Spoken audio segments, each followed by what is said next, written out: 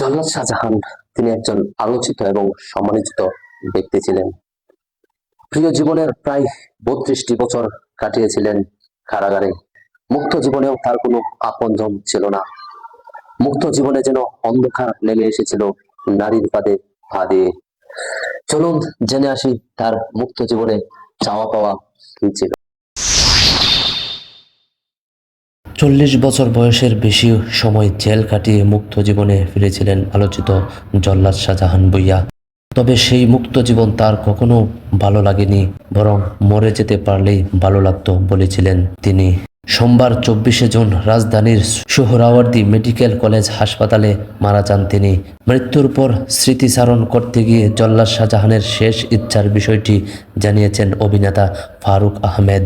এক ফেসবুক পোস্টে অভিনেতা লিখেছেন, এবছর বইমেলায় কিংবদন্তি পাবলিকেশনস থেকে শাহজাহান ভূঁইয়ার লেখা একটি বই প্রকাশ হয়েছিল।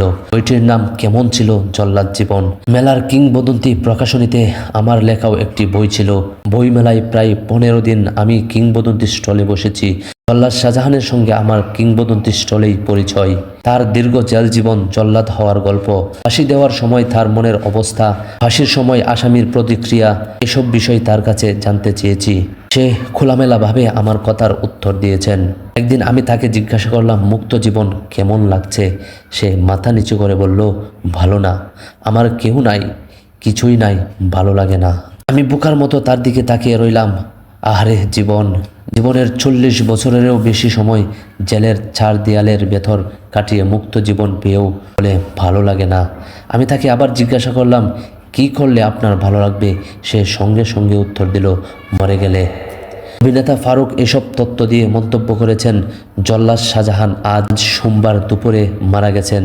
তার চাওয়া পূরণ হয়েছে। ওপারে ভালো থাকুক জল্লাদ শাহজাহান।